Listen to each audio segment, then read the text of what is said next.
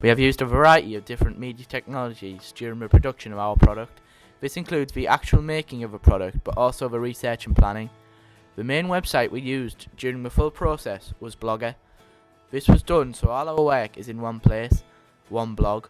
It makes all the work look organised, using titles in different sections. Blogger also allows us to create different pages to categorise the different types of work, such as research and planning and construction. This came in handy and also allowed for a better organisation of the different products on our blogs. The research used mainly the internet. Different websites served different purposes. Since we were doing a music video, the video sharing website YouTube came in handy to find the different music videos we needed for our video analysis. YouTube was the best type of website for this, as it was the biggest video website on the internet and by far the most popular, so it was easy to find the music videos we wanted.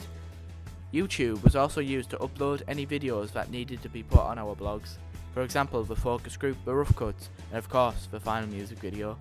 For the reasons I stated earlier, YouTube was the best website to do this on. For our music videos ideas, we used a combination of two different online resources. Pinterest was used to collect different types of music videos, CD covers and other artwork or graphics we liked. This was very useful because they were all in one place and we could pick and choose which ones we liked and which ones we didn't. We could also put this directly onto our blogs, which helped with the presentation. Pinterest is also very compatible with other websites, as many websites use Pinterest as a way to advertise their products, with a pin feature that is used with different websites. This allows you to save a picture, video, article, etc. directly to Pinterest from a website you are using. Padlet was also used hand in hand with Pinterest in our group, as we collated what we needed on Pinterest. We selected the best bits to use and put this into a Padlet. Padlet also allows for you to put pictures and text together in a neat and tidy looking web page that displays the information in a good way. Padlet takes pictures and videos very well, so this is useful when it comes to taking and analysing a music video. ThingLink was also a very useful website when it came to research and planning. ThingLink lets you upload a picture and add notes directly to it. If you hover over the note on the picture, text pops up. This was very handy when it comes to analysing adverts for our music videos, as it shows directly what I want to talk about as it is highlighted on the actual image. Microsoft Word was also used. This was because although it's a standard writing program, it is also the best and easiest to use in my opinion. This was used for a lot of different things, such as the music video analysis and the audience profile, as the majority of these different products were largely word based. Word used a lot of useful features such as the word count. This was very helpful so you know how many words you are writing. So if you have to change format, like to put it into Padlet, where each box only takes so many words, you'll know how many to fit in. It is also useful to keep track of time, how many words you are writing in a given amount of time. Another Microsoft program was used in PowerPoint. This was used for the focus group presentation. We used the presentation as a visual aid for the audience. This was the best software to do this on, as it is very easy to use. PowerPoint also allowed us to add sound to the actual presentation, which was very useful as the purpose of the focus group was to decide on which song to use for our music video, so it was crucial for our audience to listen to each song. It was easy to do this straight into the presentation.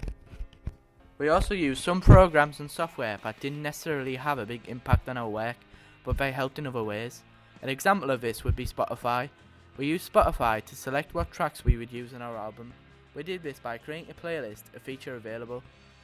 This helped when it came to making the digipack, as I could just look at the playlist and type each song into the Photoshop, which is what the digipack was constructed with. Another example of this would be SlideShare. This was used to upload Word documents onto Blogger via the use of an embedded code. This makes the overall blog look better and allow people to view it easier. The different programs and software we used range from Final Cut to Photoshop. These were very essential for our project. Photoshop was used for creating the ancillary text, the digipack and the advert. Photoshop is a good program to use for creating graphics and other pieces of work that require to be edited using digital features. There are many features that Photoshop has, which makes it the best on the market.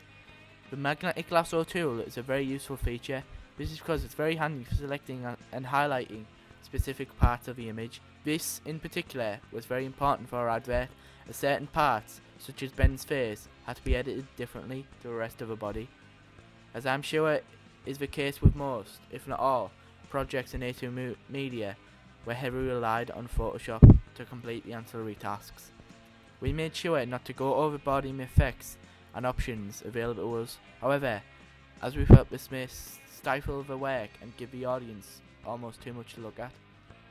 Considering this, we feel we use enough features on Photoshop to showcase our developing skills on the program. The other primary software we used was Final Cut Pro, used to edit our music video. This was also crucial in our work, as without it the video and footage could obviously not be edited together. There are many different features that Final Cut allows us to do that were very helpful during the editing stage of a project. Final Cut has a lot of good features that allow for an easy and clean edit to our music video. A big example of this would be the use of transitions feature. To use the transition in Final Cut Pro, all you do is select the one you want to use from the right and drag it into place. This will make a seamless transition from one bit of footage. To the other. Final Cut Pro handles sound, picture and video very well, and they all work together nicely. A feature of Final Cut that I most enjoy is the software's automatic save feature. This is very helpful, as you know that your work is safe when you close the program down. You also save time from this, as you don't have to waste time saving your work.